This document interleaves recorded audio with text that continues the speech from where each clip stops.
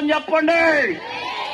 ఆనోకు వలె ఏలియా వలె మరణము లేకుండా ప్రభు రెండో రాకడలో వచ్చినప్పుడు చాలా మంది చెప్తారు ఆనోకు చెప్పండి. తర్వాత ఇంకా ఏలియా మరణం లేకుండా దేవుడు తీసుకెళ్లిపోయాడు అంటారు కదా. మీకు ఒక విషయం చెప్పనా, ఆనోకు ఏలియా మాత్రమే కాదక్క, ఒక రోజు వచ్చినప్పుడు మనము కూడా ఎత్తబడతామంట. అలాగే తెలుసా మీకు ఆ సంగతి? ఆనోకు ఎన్ని సంవత్సరాలు వచ్చాడు దేవుడితో? 360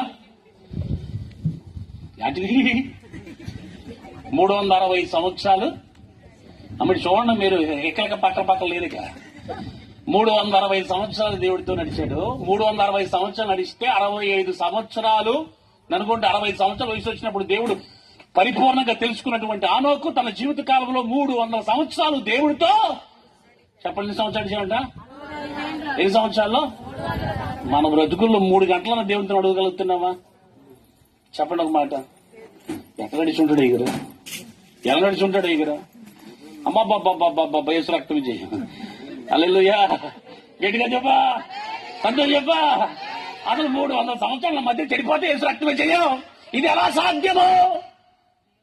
ఇది ఎలా సాధ్యమో? స్తోత్రం చెప్పండి.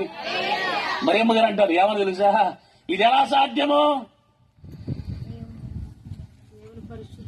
ఇది ఎలా సాధ్యమో?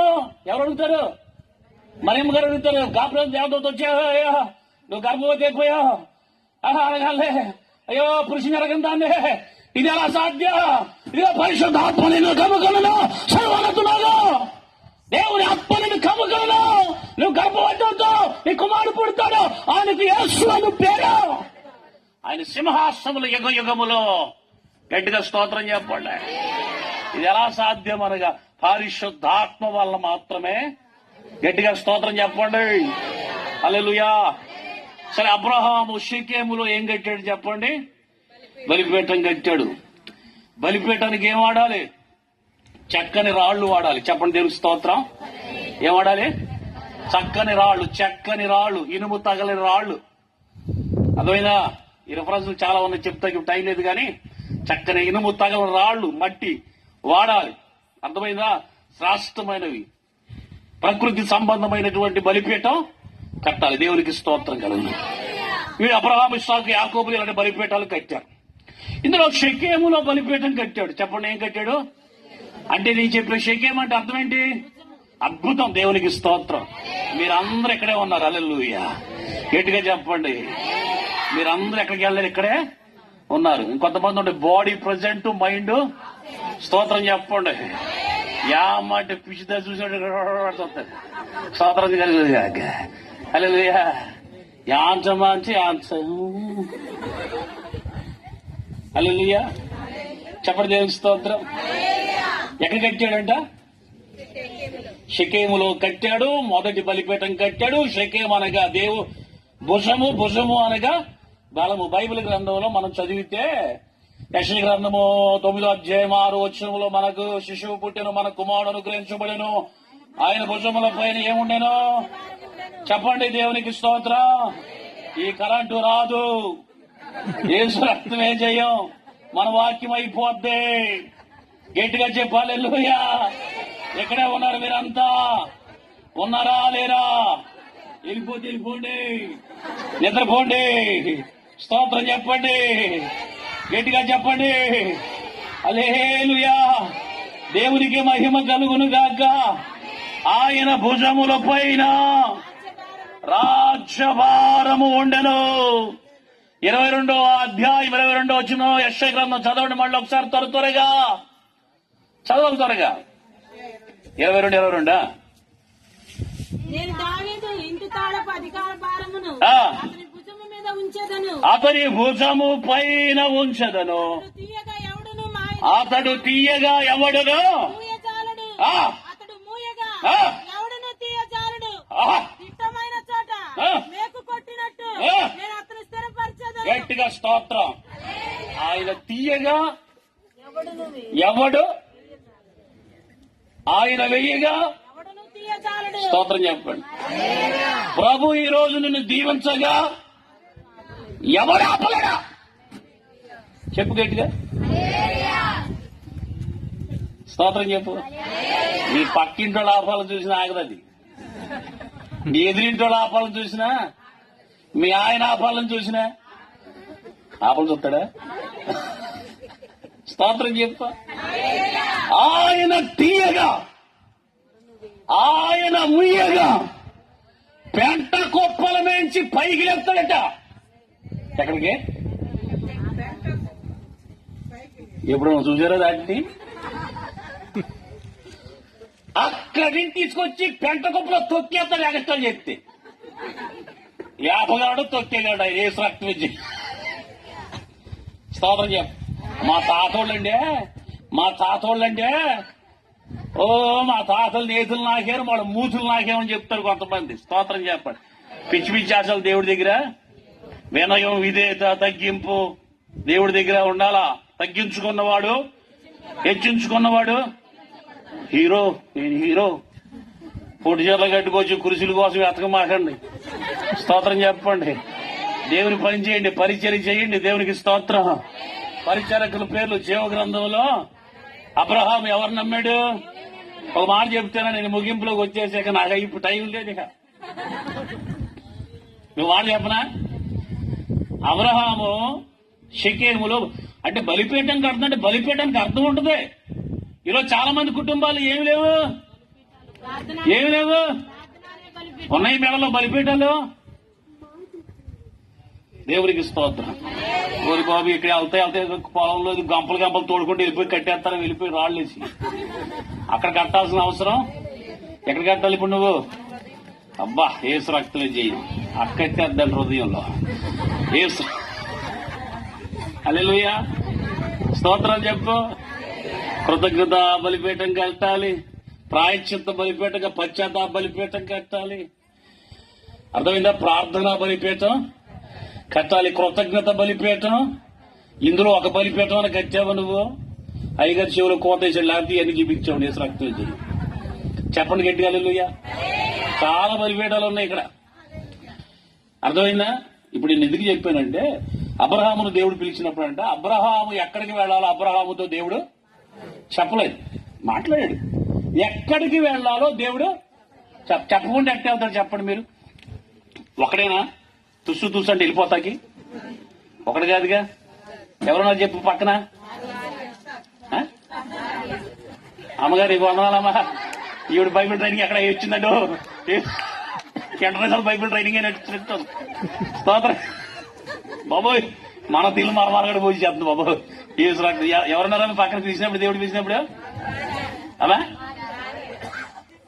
ఏంటి వీళ్ళు వీళ్ళేంటి మందపేట నుంచి వచ్చారండి వీళ్ళు? చేతులు పైకెత్తారు.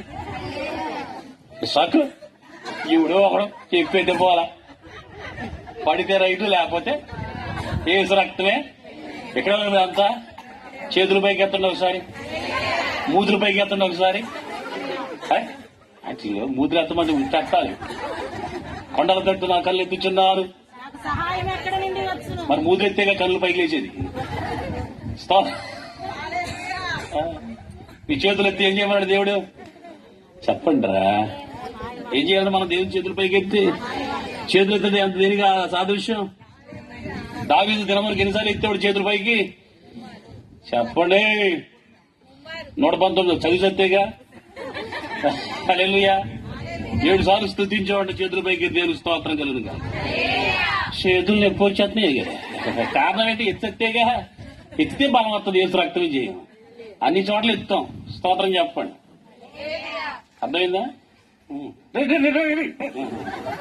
పెద్ద లేదు, చిన్న లేదు, అత్త లేదు, మామ లేదు, అమ్మ లేదు, నాన్న లేదు, దరిద్రం మంద అందరి మీదకి వెళ్ళిపోయి వస్తారు. పెద్దాన్ని నువ్వేనా? స్తోత్రం చెప్పు, గట్టిగా చెప్పు. హల్లెలూయా. దేవుడు అబ్రహాముని ఎక్కడికి వెళ్లాలో చెప్పను. 11వ అధ్యాయం హెబ్రీయులకు రాసిన పత్రిక. త్వరగా యేసు రక్తమే, శిలువ రక్తమే అమ్మ అక్క. నేను 11వ అధ్యాయం అన్నాను గనక్క. స్తోత్రం చెప్పండి. 11వ అధ్యాయము. అబ్రహాము పిలువబడినప్పుడు బట్టి ఆ పిలుపునకు పిలుపునకు లోబడి ఆ స్వాచ్ఛముగా పొంది 8వ వచనం, అబ్రహాము పిలువబడినప్పుడు విశ్వాసమును బట్టి ఆ పిలుపునకు లోబడి ఆ స్వాచ్ఛముగా పొందనయున్న తాను స్వాస్యముగా పొందనయున్న ప్రదేశమునకు బయలు వెళ్ళెను. ఆ మరి ఎక్కడికి వెళ్ళవలెను? మరి ఎక్కడికి వెళ్ళవలెనో అతడు ఎరుగక బయలు వెళ్ళెను. ఆయన ఎరుగక బయలు వెళ్ళను. గట్టిగా స్తోత్రం చెప్పు. ఎక్కడికి వెళ్ళవలనో ఎరుగక బయలు వెళ్ళెను. ఎవరు నమ్మాడైనా? స్తోత్రం చెప్పండి. ఇప్పుడు పిలిచాడండి, పిలిచి అబ్రహాము నువ్వు లేచి నేను చూపించే దేశమునకు నువ్వు వెళితే నేను అత్యధికముగా ఆశీర్వదిస్తాను. మామూలుగా నిన్ను ఆశీర్వదించను, ఆకాశ నక్షత్రములు చూపించేసి అంతమంది పిల్లలు ఇచ్చేస్తాను, భూమి మీద ఆ సముద్ర పక్కన ఇసుకను చూపించి అంతమంది పిల్లలు ఇచ్చేస్తాను అనగానే దేవుడు అక్కడికి ఒక్కడక్కడ లేడు. ఇందాక మన ఎవరు అక్క ఇస్సాక అక్కడ పొట్ల. దేవునికి స్తోత్రం కలుగును గాని భార్యని అలాగే తర్వాత లోతుని పని వాళ్ళని తీసుకుని అన్నిటిని తీసుకుని బయలుదేరి వెళ్ళిపోయాడు. రక్త విజయం. ఇప్పుడు మాట చెప్పాలి మీకు నేనేంటంటే, అబ్రహాము ఎక్కడికి వెళ్లాలో దేవుడు చెప్పాలి, కానీ అబ్రహామును లేచి దేవుడు వెళ్ళమన్నాడు. గట్టిగా స్తోత్రం చెప్పాలి. వెళ్ళమన్నప్పుడు అబ్రహాము లేచి చెప్పండి రా, అబ్రహాము లేచి వెళ్ళాడు. పిలిచిన దేవుడు ఏ దేవుడు? నమ్మదగిన వాడు. ఇప్పుడు నిన్ను పిలిచిన దేవుడు ఏ దేవుడు? అర్థమైందా? అక్కడ షకేములో బలిపీఠం కట్టి, ప్రభువా నువ్వు నన్ను మోస్తావు, దేవునికి స్తోత్రం, నన్ను క్షేమంగా నువ్వు తీసుకెళ్తావు, నువ్వు క్షేమంగా నన్ను తీసుకెళ్తావు, నన్ను నడి సముద్రంలో వదిలిపెట్టలే పెట్టవు. ఎవరు నమ్మాను?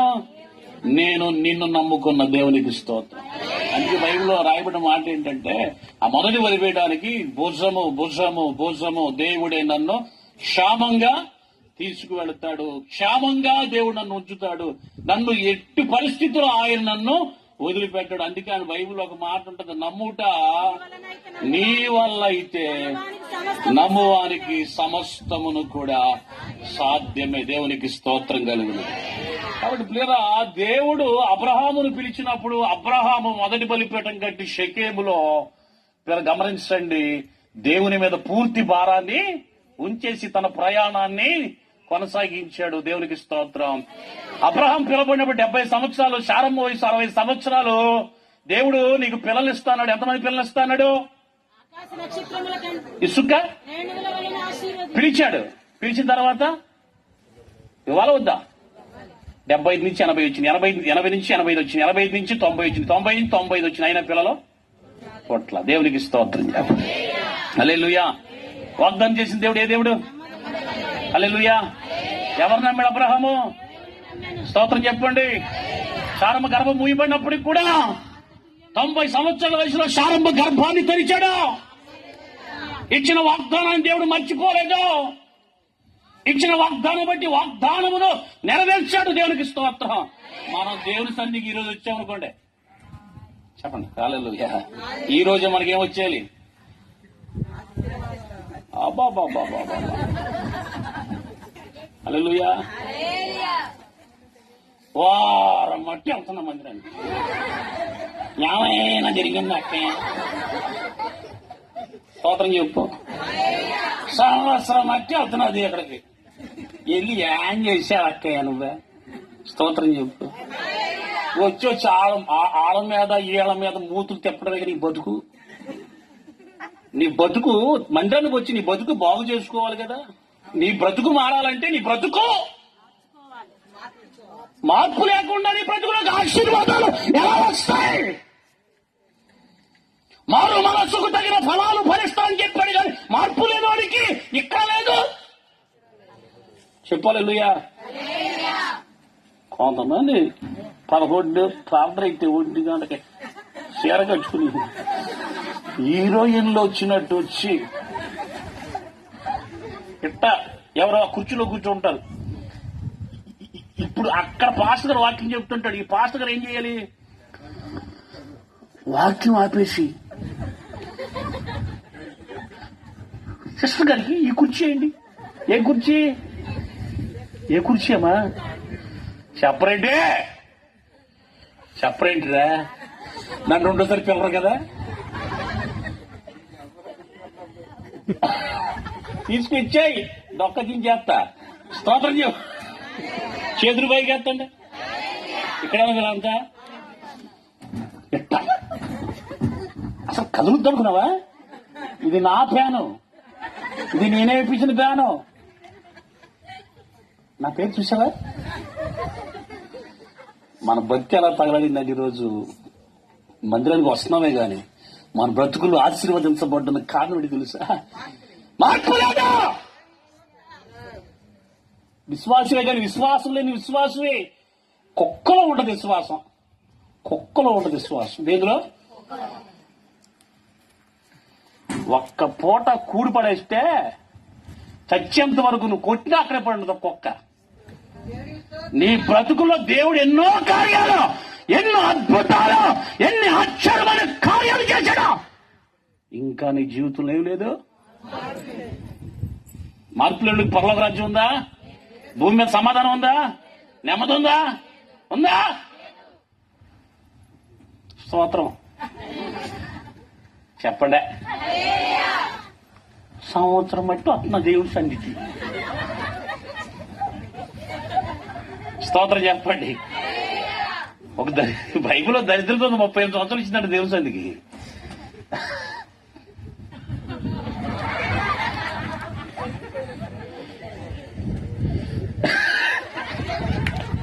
ఎన్ని సంవత్సరాలు కెట్టాగా దాన్ని బతుకెత్తాగా ఏంటంటే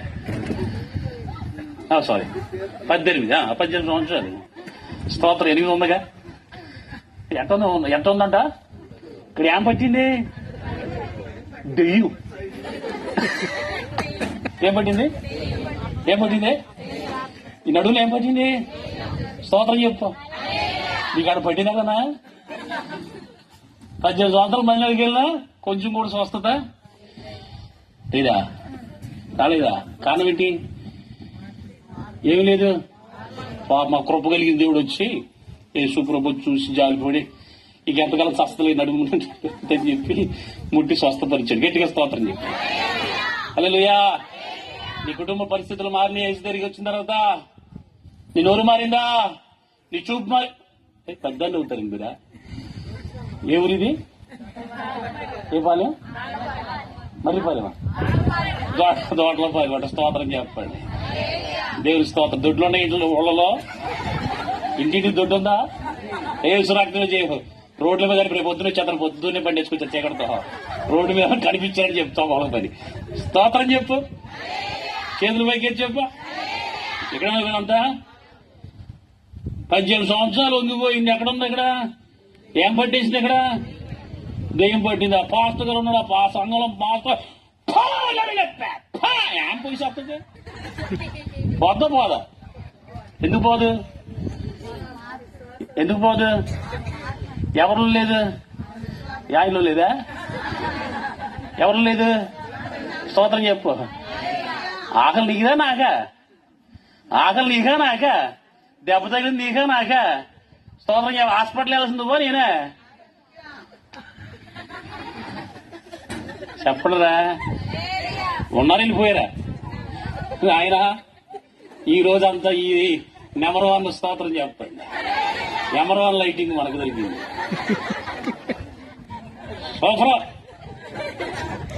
ఇక్కడ మీరంతా ముగించేస్తున్నావా? చెప్పండి స్తోత్రం. నీకెక్కడ నొప్పులున్నాయా? లేవా? దేవుడి రాత్రి ముట్టి స్వస్థపరిచినగా ఈ 3 రోజుల సభల్లో నువ్వు మారు మనస్సు పొందాలి. నీలో అసూయ పోవాలా, నీలో ఉన్న గర్వం పోవాలా, నీలో హెచ్చింపు పోవాలా, నీ కాలు ఎగరవేయడం పోవాలా, తల ఎగరేయడం పోవాలా. ప్రభు పాదాల దగ్గర చెప్పండి రే, ప్రభు పాదాల దగ్గర పడాలా? ఉండాలి కాదు. వంట ఇలా కూర్చుని కలరకండి.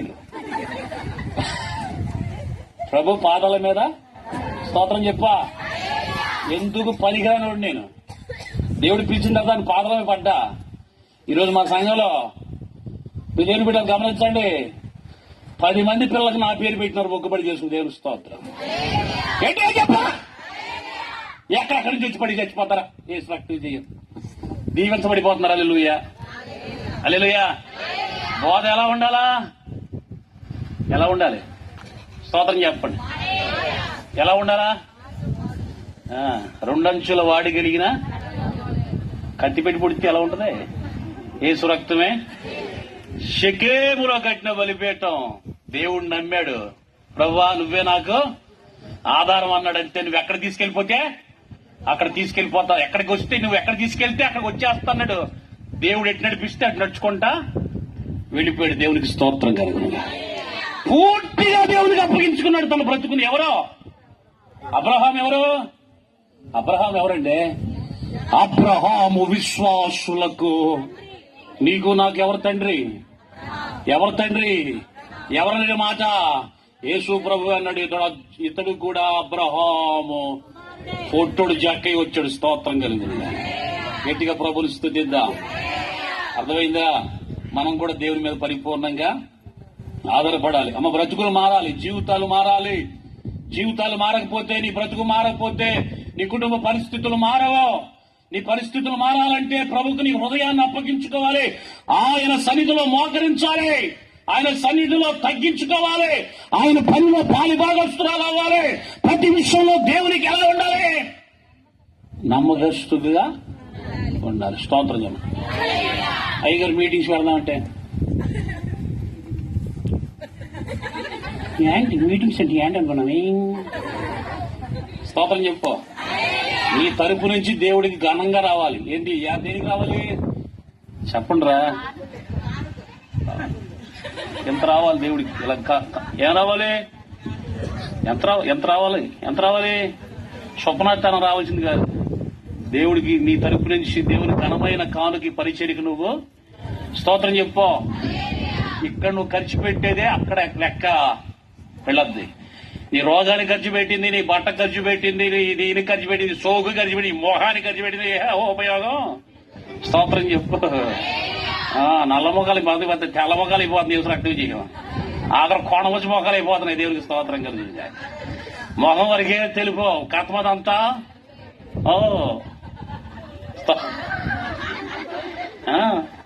What is this? బయటికి వెళ్ళిందనుకో అమెరికా అలా మాట్లాడద్దు. ఇక్కడి నుంచి ఏంటండి ఎలా ఉన్నారు? బాగున్నారే?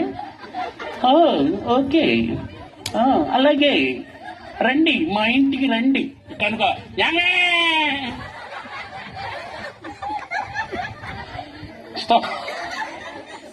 ఓరు నాయన యేసు రక్తం చెయ్యు. చేతులు తెచ్చాను కాలేదా? ఒకసారి పైకి ఎత్తండి. షెకేము అనగా భుజం అనగా దేవుడే భరించేవాడు. దేవుడే లోక పాప భారాన్ని మోసుకుపోవడానికి వచ్చాడు. దేవుని గొర్రె పిల్లగా నీ పాప శాపాలు తీసివేసి, నీ భారాన్ని తీసివేసి, నీ బలహీనలు తీసివేసి, నీ ఇబ్బందులు తీసివేసి, నీ జీవితంలో నెమ్మదిచ్చే ఆంపుడు మైకోండి పోయి. ఇది పలుకుద్ది, ఏంటది? కోరస్ పలుకుద్ది. యేసు రక్తమే జయం. గట్టిగా స్తోత్రం. మేమందరం కూడా ఆ ప్రభులోనే బ్రతుకుతున్న దేవుని స్తోత్రం. ఆ ప్రభులోనే జీవిస్తున్నాం. ఇక 3 మాటల జోలికి నేను వేళను. యేసు రక్తమే జయం. మీరు ఈరోజు వెళ్ళాలి. రేపు పెందల కాడ ఏమే పాస్టర్ గారు నాకు రాత్రి పాట లేదే. మరి సినిమా హీరోయిన్ లాగా 9:30, 10ంటికి రాస్తారు. పాటలు పాడాలనుకున్నప్పుడు ఎన్నింటికి రావాలి? 7ంటికి వస్తావా? 6:30 కల్లా వచ్చి కాస్త పరిచర్య, మధ్య నుంచి పరిచర్య, 6:30 పరిచర్య. అయ్యగారు ఇదిగోనండి నా కానుక. దేవుడు మొన్న ఒక ఆయన చెప్తున్నాడు, ఒక పాస్టర్ గారు మీటింగ్ పెడితేనంట, వాళ్ళ సంఘంలో విశ్వాసి ఇవ్వడానికి డబ్బులు లేకపోతేనంట తన బండి తీసుకెళ్లి తాకడ పెట్టేసి 30,000 తెచ్చి ఇచ్చారంట. అయ్యారు గట్టిగా చప్పట్లు కొట్టండి. బండి తాకడ పెట్టి 30,000 ఇచ్చారంట. ఏం తాకడ పెట్టి? ఇప్పుడు మీరేం తాకడలు పెట్టాల్సిన అవసరం, దాచుకునే బయటికి తిత్తే వచ్చేస్తాయి. యేసు రక్తమే. దేవుడికి అప్పగించుకుని భారాన్ని ఆయనే మోస్తాడు. గెద్ద తన పిల్లలను రెక్కల మీద మోసినట్టుగా, కోడి తన పిల్లలను రెక్కల కింద భద్రపరుచుకున్నట్టుగా, ఇశ్రాయేలు ప్రజల్ని క్షేమముగా దేవుడు రాధిక మాట నడిపించినట్లుగా అరణ్యములో కూడా మన్నాను కురిపించిన వాడు, మాంసంతో భోజనం పెట్టినాడు, విడవను ఎడబాయనని చెప్పినాడు, బాగు చేస్తానన్నాడు, భద్రపరుచుకుంటానన్నాడు, వస్తానన్నాడు. వస్తానని త్వరలో రాబోతున్నాడు. దేవునికి స్తోత్రం. మారు మనసు పొందడు, రక్షణ పొందడు, బాప్తిసం పొందండి. తర్వాత ఇంకొక రాజ్యం ఉంది. ఇల్లు ఇదే శాశ్వతం కాదు, పరలోకం అనేది ఒకటి ఉంది. అక్కడ అగ్ని ఆరదు, పురుగు ఈ ఎండకే తట్టుకోలేక అంటున్నాడు. ఇళ్ళలో కూర్చుని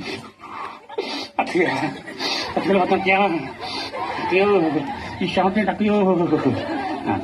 కానీ అక్కడ అక్కయ్య దీనికి మించింది ఉంది. అక్కడ అక్కడ అవ్వండి, స్తోత్రం చెప్పు. అందరు రక్షణ పొందండి. యేసయ్య మీద భారం, ప్రయాసపడి భారం వచ్చిన సమస్త జిల్లారా, మీరు నా దగ్గర రండి, మీకు నేను విశ్రాంతిని